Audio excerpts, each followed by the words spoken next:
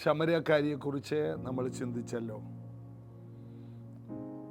സ്ത്രീകളുടെ ഇടയിൽ ഈ ദിവസങ്ങളിൽ അസാധാരണമായ നിലയിൽ വലിയ ഉണർവുണ്ട്. കഴിഞ്ഞ ദിവസം ഞാൻ യൗവനക്കാരെക്കുറിച്ച് പറഞ്ഞു. അപ്പോൾ തന്നെ സ്ത്രീകളിൽ, വീട്ടമ്മമാരിൽ പോലും വലിയൊരു ഉണർവിൻ്റെ സാധ്യത കിടക്കണം. അതായത് പലയിടത്തുള്ള സഹോദരിമാർ സൂമിലൂടെ കൂടി ഉണർവിന് വേണ്ടി പ്രാർത്ഥിക്കുന്നുണ്ട്. കഴിഞ്ഞ ദിവസം ഒരു വലിയ ദൈവദാസി എന്നെ അമേരിക്കയിൽ നിന്ന് വിളിച്ചു. മറ്റു വേറെ ഒരു 4-5 ദൈവദാസിമാർ അവർ ഒരുമിച്ചിരുന്ന് പ്രാർത്ഥിക്കുകയാണ്. എന്നിട്ട് അവർ ഉണർവ് ഉണ്ടായ സ്ഥലങ്ങളിലെല്ലാം പോവുകയാണ്. അവർ മക്കളും കൊച്ചുമക്കളും ഉള്ളവരാണെന്ന് ഓർക്കണം. അവർക്ക് അവരുടെ വീട്ടമ്മ എന്ന പേരിൽ വീട്ടിനകത്ത് ഒതുങ്ങാം, അടുക്കളയിൽ ഒതുങ്ങാം. ഇല്ല, എല്ലാവരും ഒരു 60 വയസ്സിന് മുകളിലുള്ളവരാണ്. ഒരാൾ അമേരിക്കയിൽ, ബാക്കിയുള്ളവർ എല്ലാം കേരളത്തിൽ മറ്റു പല തിരക്കുകളുടെ ഇടയിലുള്ളവർ. ഇവരെല്ലാവരും കൂടി ഒരുമിച്ച് കൂടി ഉണർവടിച്ച സ്ഥലങ്ങളിൽ പോയി 50 മണിക്കൂർ പ്രാർത്ഥിക്കാൻ പോകുന്നു. കയ്യിലെ പണം മുടക്കി അവർ പോവുകയാണ്. അപ്പോൾ ഇത് കേൾക്കുന്ന അമ്മമാർ, കൊച്ചുമക്കളുള്ള അമ്മമാർ, ഈ സീസണിൽ എഴുന്നേൽക്കാൻ സമയമായി. നിങ്ങൾ നിങ്ങളുടെ വീടുകളിൽ, അടുക്കളയിൽ ഒതുങ്ങി നിങ്ങളുടെ ബെഡ്റൂം കൊണ്ട് നിങ്ങൾ ജീവിതം തീർക്കരുത് എന്ന് കർത്താവിൻ്റെ ആത്മാവ് ഈ ഒരു വാർത്തയിലൂടെ നിങ്ങളോട് ഓർമ്മിപ്പിക്കുവാൻ കർത്താവ് എന്നോട് പറയുന്നു. അതുകൊണ്ട് നിങ്ങൾ ഒരിക്കലും ഒരു പ്രായമായി എന്ന ഒരു ചിന്തയിലേക്ക് വരരുത്. ഈ പ്രായമായി എന്നുള്ളൊരു ചിന്ത വരുന്നത് എങ്ങനെയാണെന്ന് അറിയാം. ആരോഗ്യ പ്രശ്നങ്ങൾ വരുമ്പോഴാണ്. ഞാനത് ശ്രദ്ധിച്ചിട്ടുണ്ട്. ആരോഗ്യ പ്രശ്നങ്ങൾ വരുന്നവരാണ് വയ്യ. എന്നാൽ ആരോഗ്യ പ്രശ്നങ്ങൾ നിങ്ങൾ കൈകാര്യം ചെയ്യണം.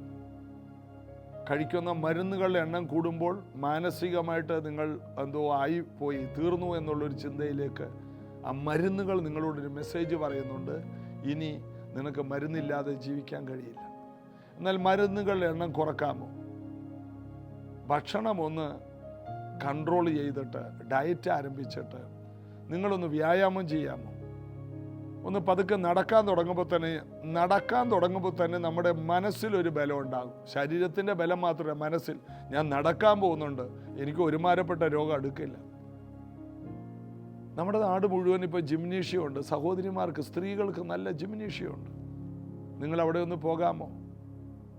നല്ല ഒരു ട്രെയിനറിൻ്റെ കീഴെ നിങ്ങൾ ഒരു വർഷം നിങ്ങളൊന്ന് പ്രാക്ടീസ് ചെയ്താൽ, 1 മണിക്കൂർ നിങ്ങൾ പ്രാക്ടീസ് ചെയ്താൽ നിങ്ങളുടെ ശരീരം ബലപ്പെടും. ഭൂമിയുടെ അറ്റത്തോളം പോകാൻ പറ്റിയ ശരീരമാകും. ഈ 60 വയസ്സുള്ള നിങ്ങൾക്ക് പിന്നീട് ഒരു 30 വർഷത്തേക്ക് സുഗമമായിട്ട് ഓടാനുള്ള പവർ നിങ്ങൾക്ക് അതിൽ നിന്ന് കിട്ടും. അപ്പോൾ ആത്മാവ് ഒരുക്കമുള്ളത്, ജഡമോ ബലഹീനമാണ്. അപ്പം ജഡം ബലഹീനമാണെങ്കിൽ ബലഹീനമായ ജഡത്തെ നമ്മൾ ബലപ്പെടുത്തണം. ഭക്ഷണം കിട്ടുന്നതെല്ലാം ദൈവം തന്നു എന്ന് പറഞ്ഞ് സ്വോത്രം പറഞ്ഞ് തിന്നരുത്. ഭക്ഷണം വേണ്ട രീതിയിൽ ക്രമീകരിക്കണം. വറുത്തതും പൊരിച്ചതും കുറയ്ക്കണം. മധുരങ്ങൾ ഒഴിവാക്കണം. പച്ചക്കറിയുടെ അളവ് കൂട്ടണം. മാത്രമല്ല കൂടുതൽ ഇറച്ചി ആഹാരങ്ങൾ കുറക്കണം. കഴിയുന്ന മീൻ കഴിക്കുന്നത് നന്നായിരിക്കും. ചോറ്, അരി ആഹാരങ്ങൾ കുറക്കുക. ഇങ്ങനെയെല്ലാം കുറച്ച് ജ്ഞാനം, നമ്മളതൊരു സ്റ്റെപ്പ് വെക്കാൻ തുടങ്ങുമ്പോൾ ഇതൊക്കെ ദൈവം നമുക്കതിനുള്ള വിസ്ഡം തരും. നിങ്ങൾ നിങ്ങളുടെ ആരോഗ്യത്തെ മെച്ചമാക്കിയാൽ, 60 വയസ്സായവരോട് പറയാം, അടുത്ത ഒരു 30-40 വർഷം ഓടാനുള്ളത് നിങ്ങൾക്കുണ്ടാക്കിയെടുക്കാം. അതിന് പ്രാർത്ഥിച്ചാൽ നടക്കൂല. നമ്മൾ ചെയ്യേണ്ട കാര്യങ്ങൾ ചെയ്യണം. ഇതാർക്കോ വേണ്ടിയുള്ള ആലോചനകളാണ്. അപ്പോൾ അങ്ങനെ ഇല്ലാത്തവർ ഭൂമിയുടെ അറ്റം പോയിട്ട് പാർക്കുന്ന പഞ്ചായത്തിൻ്റെ അറ്റം പോകാൻ പറ്റില്ല. പെരക്കാത്തൊന്ന് വെളിയിൽ ഇറങ്ങാൻ പറ്റത്തില്ല. എന്തൊരു ബലമാണ്, എന്തൊരു ആരോഗ്യമാണ് വ്യായാമം ചെയ്യുന്നത്. ഞാൻ എല്ലാവരും നിർബന്ധിക്കുന്നു. കർത്താവ് ജീസസ് എവരിഡേ കാണുന്ന എല്ലാവർക്കും ഇതിനുള്ള കൃപ തരട്ടെ എന്ന് ഞാൻ പ്രാർത്ഥിക്കുന്നു. നമുക്ക് ചേർന്ന് ആരാധിക്കാം. പ്രണയമാണ് എനിക്ക്, പ്രണയമാണ് യേശുവേ, നിന്നോട് പ്രണയമാണ്, പ്രണയമാണ്, എനിക്കു പ്രണയമാണ് യേശുവേ, നിന്നോട് പ്രണയമാണ്, പ്രണയമാണ് എനിക്കു പ്രണയമാണ് യേശുവേ, നിന്നോട് പ്രണയമാണ്, പ്രണയമാണ് എനിക്കു പ്രണയമാണ്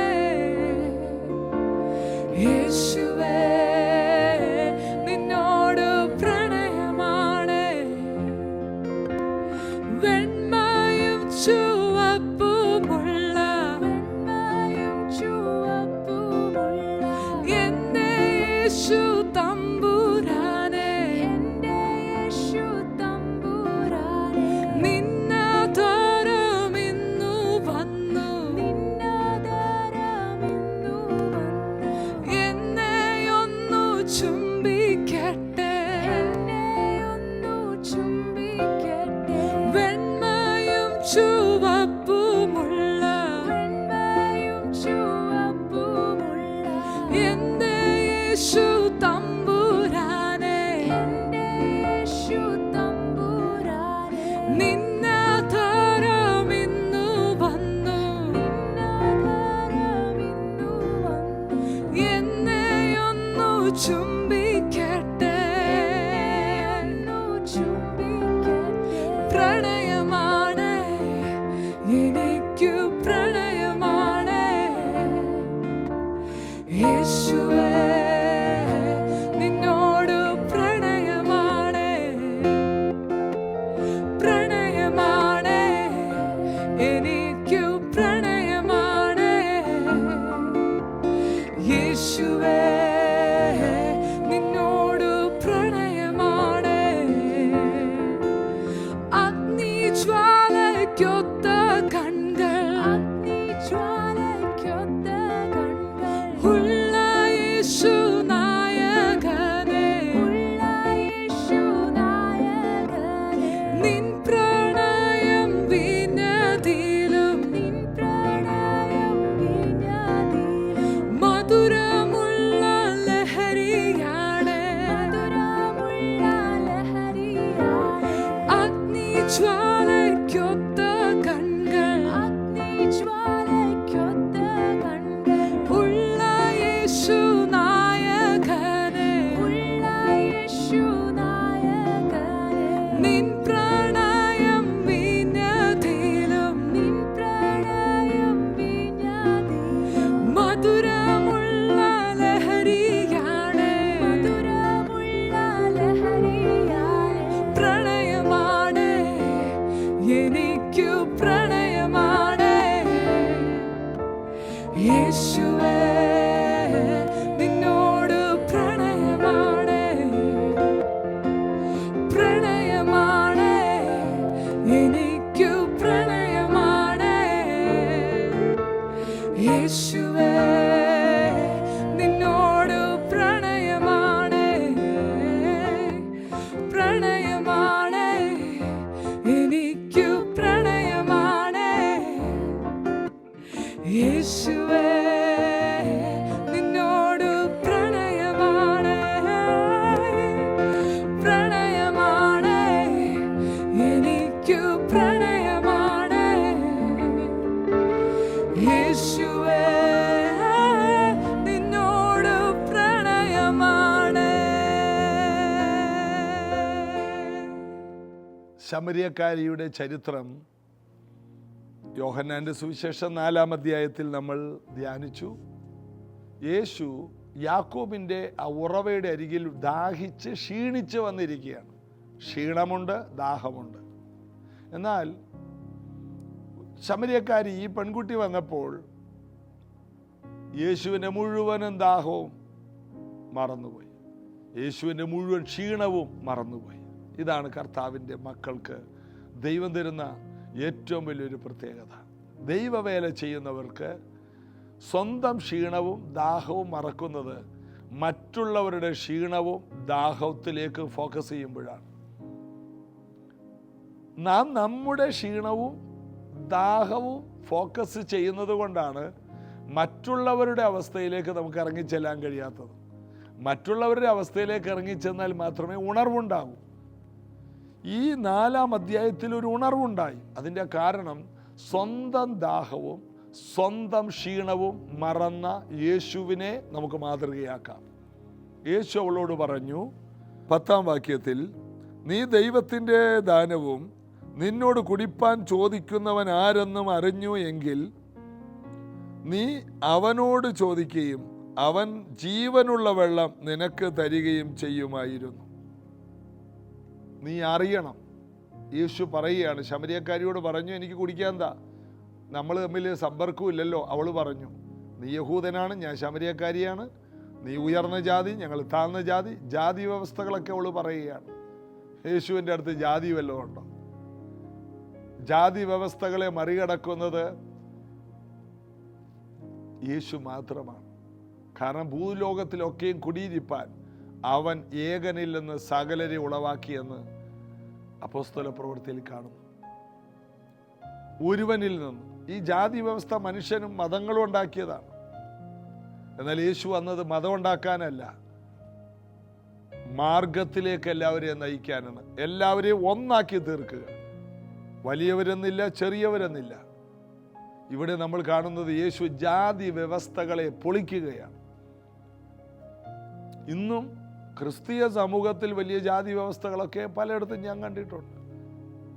ആത്മാവിൽ സത്യത്തിൽ ആരാധിക്കുന്നിടത്ത് പോലും ഇങ്ങനെയുള്ള സമ്പ്രദായങ്ങൾ യേശുവിൻ്റെ നാമത്തിൽ പൊളിയട്ടെ. ക്രിസ്തുവിൽ വലിയവരെന്നോ ചെറിയവരെന്നോ ഇല്ല, സമ്പന്നരെന്നോ ദരിദ്രരെന്നോ ഇല്ല, യാതൊരു നിറവ്യത്യാസങ്ങളുമില്ല, വർണ്ണവർഗ വ്യത്യാസമില്ല, വലിയ കുടുംബം ചെറിയ കുടുംബമെന്നില്ല. എല്ലാവരും രാജകീയ പുരോഹിത വർഗമാണ്. എത്ര പേരതിന് ആമേൻ പറയും? യേശു ഇരുപക്ഷത്തെ ഒന്നാക്കാൻ തൻ്റെ ദേഹമെന്ന തിരശീല കീറിക്കൊണ്ട്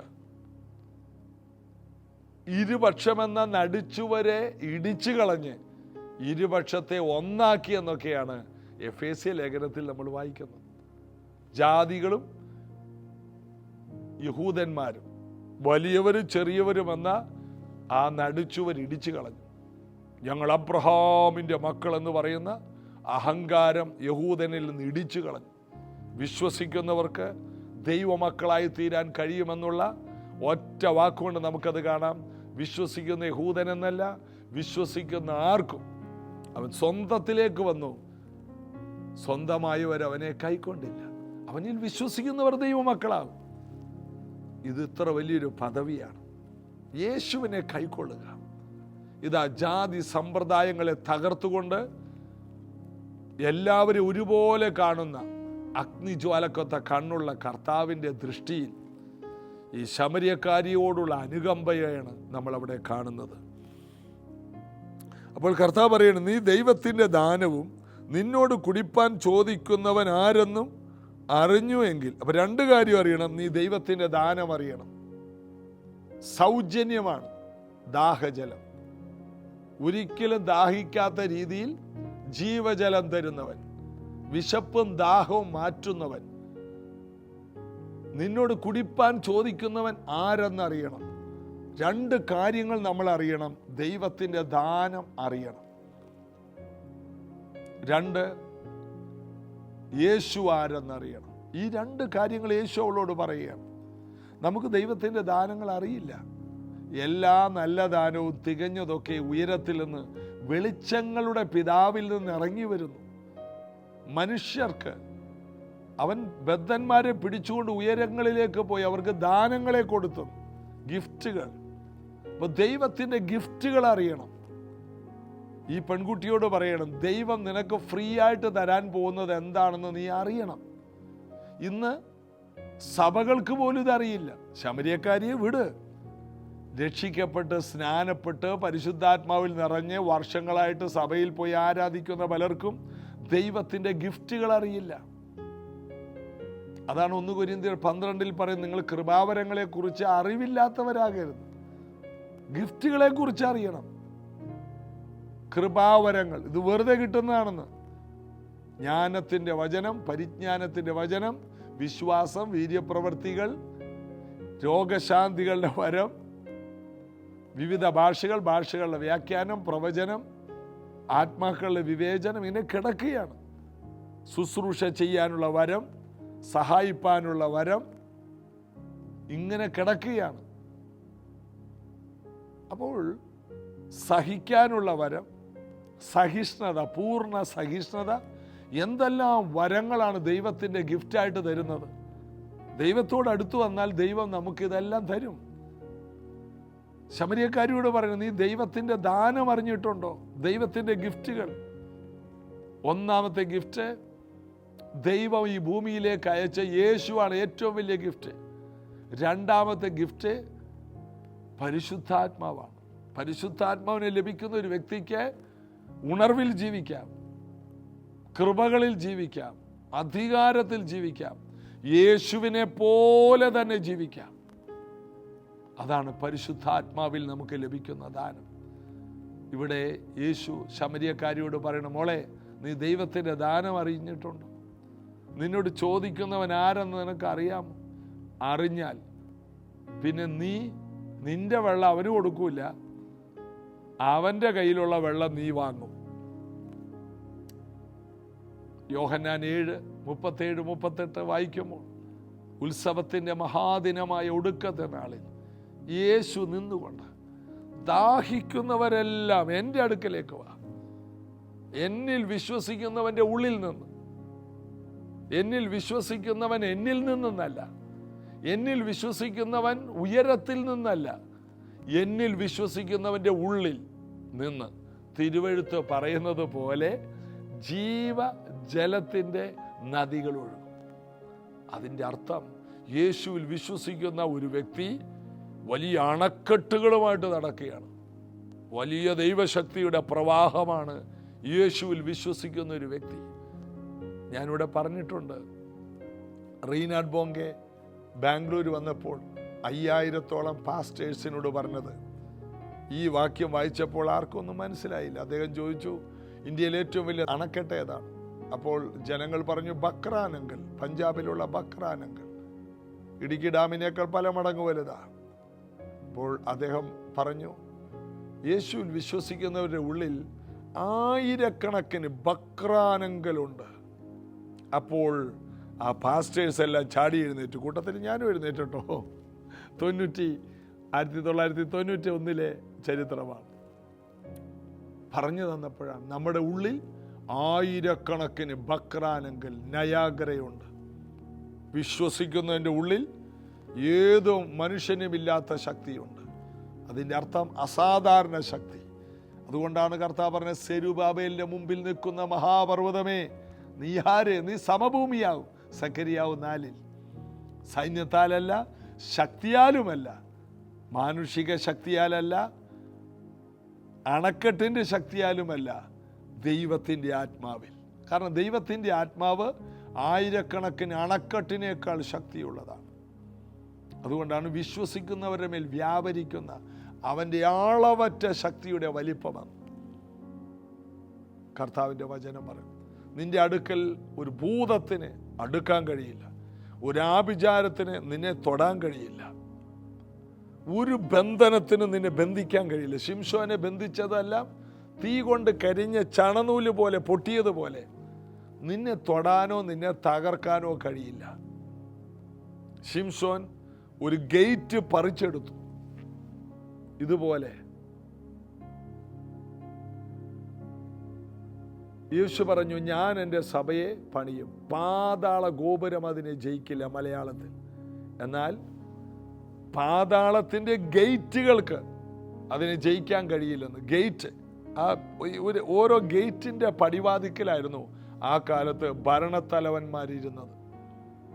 അപ്പോൾ ഭരണങ്ങൾക്ക് പോലും, പിശാചിൻ്റെ ഭരണത്തെ പോലും ശിംശോൻ പറിച്ചെടുത്തതുപോലെ പറിച്ചെറിയുവാൻ ശക്തിയുള്ളവരാണ് നമ്മൾ ഓരോരുത്തരും എന്നാണ് ഈ വചനത്തിലൂടെ പരിശുദ്ധാത്മാവ് എന്ന് പറയാം. അതിൻ്റെ അർത്ഥം, നിങ്ങൾക്ക് വിരോധമായിട്ടുണ്ടാക്കിയ എല്ലാറ്റിനും നിങ്ങൾക്ക് കീഴ്പ്പെടുത്താൻ കഴിയും. കഴിഞ്ഞ ദിവസം ഒരു സഹോദരി എന്നെ വിളിച്ചു. എന്നോട് പറയും, പാസ്റ്റർ, എൻ്റെ വീട്ടിൽ ഭയങ്കര വഴക്കാണ്. അപ്പോൾ ഞാൻ ചോദിച്ചു, സിസ്റ്റർ പരിശുദ്ധാത്മാവിനെ പ്രാപിച്ചോ? ഇല്ല. എത്ര വർഷമായി വിശ്വാസത്തിൽ? വളരെ വർഷങ്ങളായി. കഷ്ടം. വിശ്വാസത്തിൽ വന്നിട്ട് വർഷങ്ങളായിട്ടും പരിശുദ്ധാത്മാവിനെ പ്രാപിച്ചില്ല. ദൈവത്തിൻ്റെ ദാനം അറിഞ്ഞുകൂടാ, ഫ്രീ ആണെന്നറിയില്ല. തന്നോട് ചോദിക്കുന്നവർക്ക് പരിശുദ്ധാത്മാവിന് എത്രയധികം കൊടുക്കുന്നു എന്ന് യേശു പഠിപ്പിച്ചു. ദോഷികളായ നിങ്ങൾ നിങ്ങളുടെ മക്കൾക്ക് നല്ലത് കൊടുക്കുന്നെങ്കിൽ തന്നോട് ചോദിക്കുന്നവർക്ക് പരിശുദ്ധാത്മാവിനെ എത്രയധികം. അയ്യോ, ഈ പെൺകൊച്ചിന് പരിശുദ്ധാത്മാവിൻ്റെ ദാനം അറിഞ്ഞുകൂടാ. ശമര്യക്കാരിയെ നമ്മൾ എന്തിനാ കുറ്റം പറയുന്നത്? വർഷങ്ങളായിട്ട് വിശ്വാസത്തിൽ വന്ന് വേദപുസ്തകം പിടിച്ചുകൊണ്ട് അങ്ങോട്ടും ഇങ്ങോട്ടും നടക്കുന്നവർക്ക് പരിശുദ്ധാത്മാവിൻ്റെ ദാനം അറിയില്ല. എത്ര വലിയ അപകടമാണ്. പാസ്റ്റർ, എൻ്റെ വീട്ടിൽ ഞാനൊരു വാക്ക് പറഞ്ഞു, ഭയങ്കര വഴക്കും ഭയങ്കര അടിയുമായി. ആ അടിയെയും വഴക്കിനെ എങ്ങനെ ജയിക്കാം? ഞാൻ ഒരു കാര്യം ചോദിച്ചത്, നിങ്ങൾ പരിശുദ്ധാത്മാവിനെ പ്രാപിച്ചതാണോ? അല്ല. ഞാൻ പറഞ്ഞു, സിസ്റ്ററെ, പരിശുദ്ധാത്മാവിനെ പ്രാപിക്കുക. ശക്തി ലഭിക്കുമ്പോൾ ആ വീട്ടിലെ വഴക്കിൻ്റെ പുറകിലുള്ള ആത്മാവിനെ നമുക്ക് കീഴ്പ്പെടുത്താൻ കഴിയും, അതിനെ ഓവർകം ചെയ്യാൻ കഴിയും. അപ്പോൾ പലരും പറയും, ബ്രദറെ ഒന്ന് പ്രാർത്ഥിക്കണേ, പാസ്റ്റർ ഒന്ന് പ്രാർത്ഥിക്കണേ. അത് വിശ്വാസത്തിൽ തുടങ്ങിയവരോട് നമുക്ക് പ്രാർത്ഥിക്കാം. വിശ്വാസത്തിൽ വർഷങ്ങളായവർ, നിങ്ങൾ മറ്റുള്ളവർക്ക് വേണ്ടി പ്രാർത്ഥിക്കേ. നിങ്ങളുടെ മേൽ ഭക്രാനെങ്കിൽ കിടക്കുകയല്ലേ. ആ കുടുംബ വഴക്കിനെ കൈകാര്യം ചെയ്യാൻ, മുളയിൽ തന്നെ അതിനെ ഒടിച്ചു കളയാൻ, അതിൻ്റെ പുറകിലുള്ള പിശാചിനെ കീഴ്പ്പെടുത്താനുള്ള ശക്തി, ബലവാനെ പിടിച്ചു കെട്ടാനുള്ള ശേഷി നിന്റെ അകത്തുണ്ട്. നീ ദൈവത്തിൻ്റെ ദാനമറിയണം. നിന്നോട് കുടിപ്പാൻ ചോദിക്കുന്നവൻ ആരെന്നറിയണം. ദാഹിക്കുന്നവരെല്ലാം വാ, വിശ്വസിക്കുന്നവൻ്റെ ഉള്ളിൽ നിന്ന് ദാഹം വേണം. വലിയ ദാഹം ഉണ്ടെങ്കിലേ ഇത് പ്രാപിക്കാൻ കഴിയൂ. 10-15 വർഷമായിട്ട് അഭിഷേകം പ്രാപിച്ചിട്ടില്ലെന്ന് എല്ലാം മാറ്റിവെക്ക്, ലീവ് എടുക്ക്, മാറിയിരിക്കെ, ഉപവസിക്ക്, കരയെ, ഉറങ്ങാതിരിക്കെ, ബൈബിൾ വായിക്ക്, പരിശുദ്ധാത്മാവിനെ കുറിച്ച് പറഞ്ഞ എല്ലാ ചരിത്രവും അടയാളപ്പെടുത്തിയിട്ട് കരയെ. നിന്നെ എടുത്തെറിയും പരിശുദ്ധാത്മാവ്, എടുത്ത് കുലുക്കും നിന്നെ. അന്ന് മുതൽ നിന്റെ ജീവിതം AD BC പോലെ രണ്ടായിട്ട് തിരിയും. പരിശുദ്ധാത്മാവ് വന്നു കഴിഞ്ഞാൽ നിങ്ങൾ ശക്തി ലഭിച്ചിട്ട് ഭൂമിയുടെ അറ്റത്തോളം എൻ്റെ സാക്ഷികളാകും. ഭൂമിയുടെ അറ്റത്തോളം. ഭൂമിയുടെ അറ്റം എന്ന് പറയുന്നത് ഹെയ്ത്തി എന്ന് പറഞ്ഞ രാജ്യമാണ്. ഒരു 3-4 കൊല്ലം മുമ്പാണ് ഞാൻ അറിഞ്ഞത്. ഒരിക്കൽ ഞാൻ മലയാളിയായ ഒരു പാസ്റ്ററോട് ചോദിച്ചു, പാസ്റ്റർ എന്ത് പറയുന്നു, ഇപ്പം എവിടെയാ? അദ്ദേഹം പറഞ്ഞു, ഞാൻ സിംഗപ്പൂർ എയർപോർട്ടിലിരിക്കുകയാണ്, ഞാൻ നാട്ടിലോട്ട് വരികയാണ്. ഞാൻ ചോദിച്ചു, എവിടെ നിന്ന് വരുന്നു? അദ്ദേഹം പറഞ്ഞു, ഭൂമിയുടെ അറ്റത്ത് നിന്ന്. ഭൂമിയുടെ അറ്റോ? ഞാൻ ചോദിച്ചത് എവിടെയാ? അത് ഹെയ്ത്തി എന്ന് പറഞ്ഞ രാജ്യത്താണ്. ആ രാജ്യമാണ്. ഞാൻ ചോദിച്ചു, അവിടെ എന്തിനു പോയി? ആ രാജ്യത്തിലെ പ്രസിഡന്റിന്റെ വീട്ടിലെ കോട്ടേജ് മീറ്റിങ്ങിന് പ്രസംഗിക്കാൻ പോയി. അവിടെ ഏകദേശം 28 രാജ്യത്തിലെ പ്രസിഡന്റുമാർ ഒരുമിച്ച് കൂടിയിരിക്കുന്നു. എന്തിന്? പ്രാർത്ഥിക്കാൻ. 28 രാജ്യങ്ങളിലെ പ്രസിഡന്റുമാർ ഹെയ്ത്തി എന്ന രാജ്യത്തിലെ പ്രസിഡന്റിന്റെ വീട്ടിൽ പ്രാർത്ഥിക്കാൻ വന്നു. ആ ഫാമിലിക്ക് വേണ്ടി ശുശ്രൂഷ ചെയ്യാൻ പോയിരിക്കുകയാണ്. മലയാളി ഭൂമിയുടെ അറ്റത്ത്. യേശു എന്താണ് 2000 വർഷം മുമ്പ് പറഞ്ഞത്? അത് തന്നെ. മലയാളി പാസ്റ്റർ. മലയാളിയെ ദൈവം തീയായിട്ട് ഉപയോഗിക്കും.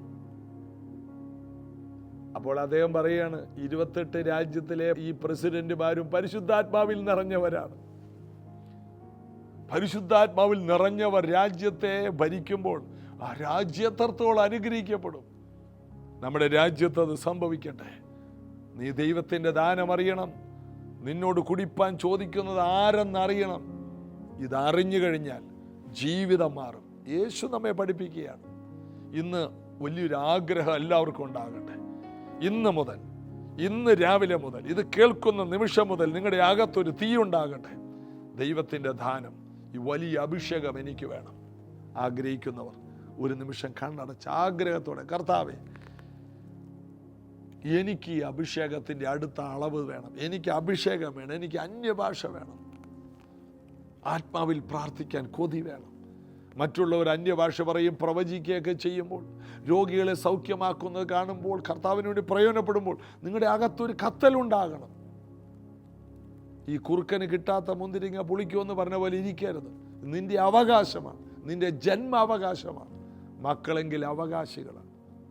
പ്രാർത്ഥിക്കുക. യേശുവിൻ നാമത്തിൽ ഈ വചനങ്ങൾ കേട്ടവരുടെ മേൽ പരിശുദ്ധാത്മാവെ അവിടെ നിന്ന് ചലിക്കണം. ദാഹത്തോടെ ഇപ്പോൾ ഇരിക്കുന്നവർ നിങ്ങൾ വാ തുറന്നേ, നിങ്ങൾ സ്തുതിക്കാൻ തുടങ്ങി. ഇപ്പോൾ തന്നെ ഞാൻ ഇത് പറഞ്ഞുകൊണ്ടിരിക്കുമ്പോൾ ചിലർ അന്യഭാഷ പറയും. ലേഖുമന കറബ ഷിക്കോലബ കറബ സത്തര, യേശുവിൻ്റെ നാമത്തിൽ ലോകോ റബ ഷിക്കലബഖ. വാ തുറന്നേ, വാ തുറന്നേ, വാ തുറന്ന് നിങ്ങൾ സംസാരിക്കാൻ തുടങ്ങും, സ്തുതിക്കാൻ തുടങ്ങും. ഷൈഖോറമ കല്ല ഘട്ടകതര. ചിലരുടെ മേൽ ഇപ്പോൾ ഇതാ ഈ അഭിഷേകത്തിൻ്റെ പുതപ്പ് വന്ന് വീഴുന്നു. ഒരു തീ നിങ്ങളെ തൊടുന്നു. യേശുവിൻ്റെ നാമത്തിൽ സംസാരിക്കുക, അന്യഭാഷ പറ. ചിലരുടെ അന്യഭാഷകൾ പ്രവചനമായി മാറട്ടെ. ചിലരുടെ മേൽ ദൈവശക്തി വന്ന് വീഴട്ടെ. സൗഖ്യങ്ങൾ നടക്കുക മാത്രമല്ല, സൗഖ്യമാക്കുന്നവരായി മാറട്ടെ. ചലിക്കട്ടെ, ചലിക്കട്ടെ. ആത്മാവിൽ ഇവരൊന്ന് കുതിക്കട്ടെ. യേശുവിൻ നാമത്തിൽ പിതാവേ, ആമേൻ. ഞാൻ വിശ്വസിക്കുന്നു ഒത്തിരി പേരെ പരിശുദ്ധാത്മാവ് ഈ ചെറിയ പ്രാർത്ഥനയിൽ തൊട്ട് കഴിഞ്ഞു. ഇത് നിങ്ങൾ പ്രാക്ടീസ് ചെയ്യുക. നിങ്ങൾ ഒരു കുഞ്ഞു ഭാഷയുണ്ടെങ്കിൽ അന്യഭാഷ അതിനെ വളർത്തുക, ഇരിക്കുക. ഫാസ്റ്റിംഗ് എടുക്കണമെങ്കിൽ എടുക്കാം, അല്ലെങ്കിൽ വേദപുസ്തകമായിട്ട് ഇരിക്കാം.